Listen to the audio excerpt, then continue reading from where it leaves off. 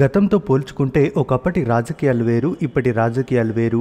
మీ MLA ఆస్తి ఎంత అని ఎవరినైనా అడిగితే అబ్బో ఓట్లప్పుడు జర్ర మామూలుగా ఉండేది, కానీ ఎమ్మెల్యేగా గెలిచాక బాగానే సంపాదించాడులేండి అంటారు. బ్యాంక్ బ్యాలెన్స్ తక్కువగా ఉన్నా సరే బ్యాంక్ బ్యాలెన్స్ మాత్రం కోట్లలో కూడబెట్టుకుంటారు కొందరు నేతలు.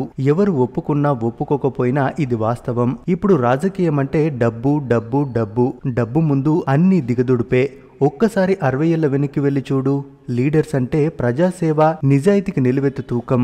ప్రజాప్రతినిధి అనే పదానికి అసలైన అర్థం చెబుతూ ఫలితాల్ని ఆశించకుండా ప్రజల మార్పు కోసం పాటుపడ్డ నాయకులు ఎందరో. అందులో ఒకరే ఉప్పల మల్సూర్ గారు. ఈ తరానికి ఈ పేరు పెద్దగా తెలియకపోవచ్చు, ఎప్పుడూ వినుండకపోవచ్చు, కానీ తెలుసుకోవాల్సిన అవసరం మాత్రం ఖచ్చితంగా ఉంది. ఇక ఈయన గురించి చెప్పాలంటే 4 సార్లు ఎమ్మెల్యేగా గెలిచినా సరే చిల్లి గవ్వ కూడా సంపాదించుకోలేదు. పైగా ఎమ్మెల్యేగా వచ్చే జీతాన్ని కూడా పార్టీ కోసమే ఇచ్చేశారు. అంతేకాదు ఊర్లో అందరూ పిల్లలు చదువుకోవాలని తనకున్న 3 గుంటల పొలం కూడా స్కూల్ కట్టడానికి రాసిచ్చేశారు.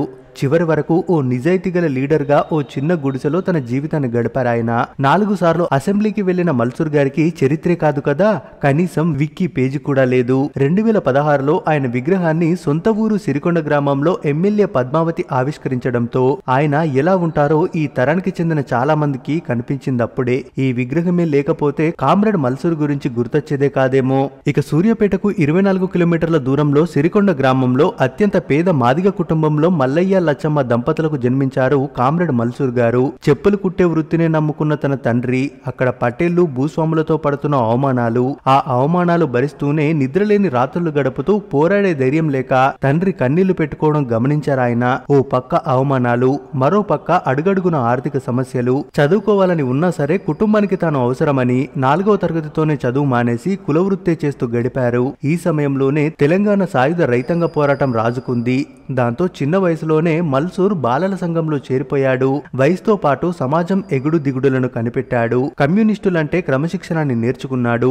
ఆయుధం గురించి సాయుధం గురించి తెలుసుకుని నేర్చుకున్నాడు. వ్యవస్థలో మార్పు రావాలంటే పోరాటం తప్పదని అక్షరాలు నేర్పిన పంతులే ఆయుధం పట్టించాడు. అలా పంతులు వెంకన్న సారథ్యంలో సాయుధ దళంలో చేరిపోయాడు మల్సూర్ గారు. పోరాట కాలంలో మల్సూర్ కు భీమిరెడ్డి నరసింహారెడ్డి, బొమ్మగాని ధర్మభిక్షం, ఎం ఓంకార్, దొడ్డ నరసయ్య, నంద్యాల శ్రీనివాసరెడ్డి వంటి నాయకులు పరిచయం కావడంతో వారి సహచర్యంలో కమ్యూనిస్టుగా రాటుదేలాడు. సాయుధ పోరాట కాలంలో అత్యంత ధైర్య సాహసాలతో ప్రజల తరపున నిరంకుశ నైజాం పాలనపై ప్రాణాలకు తెగించి పోరాడాడు. ఈ పోరాట క్రమంలో 1948లో సూర్యాపేట సమీపంలోని చందుపట్ల గ్రామంలో పోలీసులకు చిక్కిన మల్సూర్ను నాటి పాలకులు ఈ ప్రాంతానికి దూరంగా అంటే రాజమండ్రి సెంట్రల్ జైలుకి తరలించారు. క్రూర నిర్బంధం చవి చూపించాలని మల్సూర్ను రాజమండ్రి జైలుకు తరలిస్తే జైలునే విద్యాలయంగా మలుచుకున్నారాయన. నిత్యం అధ్యయనం, చర్చలతో సైద్ధాంతికంగా రాటుదేలాడు.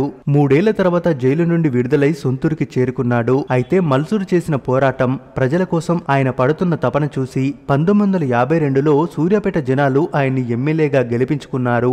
దీనికి ముందు మల్సూర్ పరిస్థితి కనీసం నామినేషన్ వేసేందుకు కూడా డబ్బులు లేని స్థితి. ఆయన జేబులు తడుముకోవడం చూసిన జనాలు అక్కడికక్కడే తమ దగ్గరున్న డబ్బులన్నీ పోగు చేస్తే కొంత తక్కువైంది. ఇదంతా గమనించిన ఎన్నికల అధికారే స్వయంగా వచ్చి వసూలైన డబ్బు తీసుకుని మిగిలినవి తాను చెల్లిస్తానని నామినేషన్ ని స్వీకరించారు. ఇక నామినేషన్ వేసిన నాటి నుండే ప్రజలే జమకూడి మేము మీటింగ్ పెట్టుకుంటాం, మీరు వస్తే చాలు అంటూ కబురు పంపేవారట.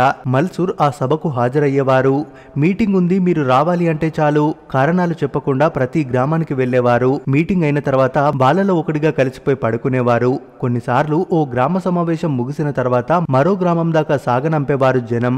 మరో గ్రామం జనాలు జైజేలు పలుకుతూ స్వాగతం పలికేవారు. ఇలా ప్రజలే నామినేషన్ ఖర్చులు, మల్సూర్ కు తోవ ఖర్చులిచ్చి కాగితాలు పంచిపెట్టి మల్సూర్ ని గెలిపించమంటూ గోడల మీద రాసుకొని జనమే ప్రచారం చేశారు. జననాయకుడు మల్సూర్ కు జనమే ఘన విజయం సాధించి పెట్టారు. ఈ ఎన్నికల్లో మొత్తం 1200 ఖర్చయ్యాయి. అయితే ఈ ఎన్నికల్లో మల్సూర్ గారి జనాదరణ చూసి తన ప్రత్యర్థి ఆయన చెంప మీద కొట్టారు. అప్పుడు మల్సూర్ గారు ఇంకో చెంప చూపించారు. దాంతో అతడు నోరు మూసుకుని వెళ్లిపోయాడు. దెబ్బకు దెబ్బ కొట్టాలి, ఒకరిని తిట్టాలి లాంటి కక్ష సాధింపు ధోరణి మల్సూర్లో ఎప్పుడూ కనిపించలేదు. ఆయన చాలా నెమ్మదస్తుడు. ఆ తర్వాత 1957 ఎన్నికల్లోనూ ఆయన చేసిన మంచి పనులు, దానికి తోడు ఈ నాయకుడైతేనే మాకు మంచి చేస్తాడనే ప్రజల నమ్మకమే అతన్ని మరోసారి ఎమ్మెల్యేగా గెలిపించాయి. అయితే మల్సూర్ గారు ఎమ్మెల్యేగా ఉన్న సమయంలోనే 1964లో కమ్యూనిస్టు పార్టీలో చీలికలు రావడంతో మల్సూర్ గారు అప్పటి మార్క్సిస్టు పార్టీలో కొనసాగాలని నిర్ణయించుకుని ప్రజల కోసం మరింత నిబద్ధతతో పనిచేయడం ప్రారంభించారు. పార్టీ చీలినా సరే ఆయన మాత్రం జనానికి దూరంగా ఏనాడు లేరు. ప్రజా సమస్యలే తన సమస్యలుగా భావించి పనిచేశారు. దాంతో 1976లో సిపిఐ తరఫున పోటీ చేసి మరింత మెజారిటీతో గెలిచారు. ఇలా మొత్తం 20 సంవత్సరాలుగా ఎమ్మెల్యేగా పనిచేసిన ఆయన ఏనాడు తన వ్యక్తిగత స్వార్థం కోసం, కుటుంబ ఆర్థిక ఎదుగుదల కోసం ఆలోచించలేదు. భూములెన్నో పంచిపెట్టినా సెంటు భూమి కూడా తీసుకోలేదు.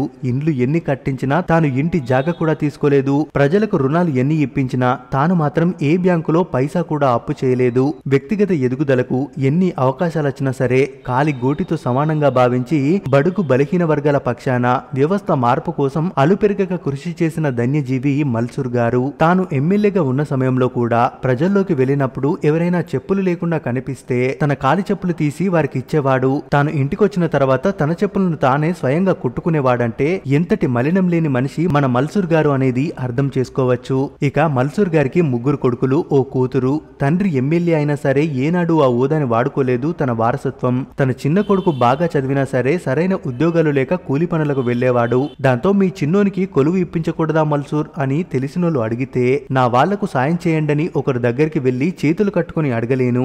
అయినా జనం నాకు కట్టబెట్టిన ఈ పరపతి పలుకుబడంతా సమాజం కోసమే కానీ నా స్వార్థానికి కాదు అని తెగేసి చెప్పేసేవారు. ఎమ్మెల్యేగా ఉన్నప్పుడు కూడా ఆయనకు వచ్చే 500 గౌరవ వేతనంలోనూ 3 వంతులు కమ్యూనిస్టు పార్టీకి, మరొక 100 పార్టీ జిల్లా కార్యాలయ ఖర్చులకు ఇచ్చేవారు. మిగిలిన 100 రూపాయలలో ఇల్లు గడవడంతో పాటు తన ఖర్చులు వెళ్లేవి. తర్వాత మాజీ ఎమ్మెల్యేలకు ఇచ్చే పెన్షన్ కూడా తిరస్కరించారాయన.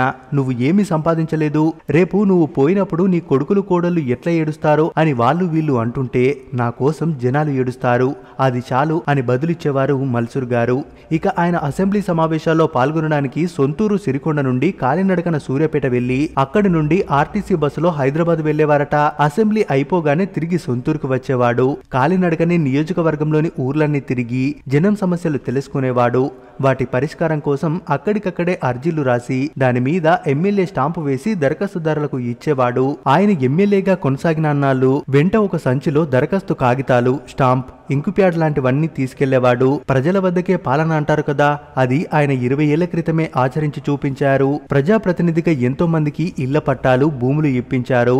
రైతు కూలీ రేట్లు పెరిగేలా చేశారు. కొలతల్లో మోసాలు రాకుండా మానికలు కుండలు చేయించి రైతు కూలీలకు పెద్దన్నలా అండగా బ్రతికాడు. అసెంబ్లీ ప్రశ్నోత్తరాల సమయంలోనూ ప్రజా సమస్యల మీద మల్సూర్ గారి ప్రశ్నలు తప్పకుండా ఉండేవి. తాను ఒక ఎమ్మెల్యేననే అహంకారం, గర్వం ఇసుమంత కూడా ఆయనలో కనిపించేది కాదు.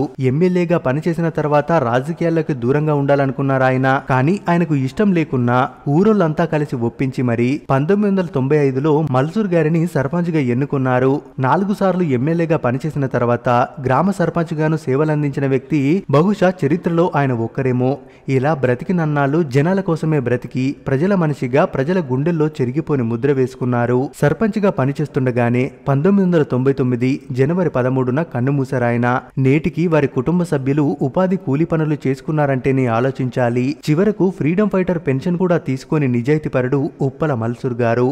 మా నాన్న మాకు ఆస్తులు సంపాదించకపోయినా మంచి పేరును సంపాదించి పెట్టాడు, ఇంతకన్నా ఏం కావాలి అని గర్వంగా చెప్పుకుంటారు ఆయన కుటుంబ సభ్యులు. ప్రస్తుతం ఆ కుటుంబం గట్టిగా గాలి వీస్తే కూలిపోయే ఇంట్లో అత్యంత దీనస్థితిలో గడుపుతున్నారు. ప్రభుత్వం ఆ కుటుంబానికి అండగా ఉండాలని కోరుకుంటూ ఇలాంటి నాయకుల్ని మరింత మందికి చేర్చే బాధ్యత మీకే అప్పగిస్తున్నాను. ఈ వీడియోని వీలైనంత మందికి షేర్ చేయండి. మరి ఇలాంటి గొప్ప మహానేత గురించి మీరేమనుకుంటున్నారో మీ అభిప్రాయాన్ని కామెంట్స్ రూపంలో తెలియజేయండి. మరిన్ని ఇలాంటి వీడియోస్ కోసం మన ఛానల్ ని తప్పక సబ్స్క్రైబ్ చేసుకుని సపోర్ట్ చేయండి.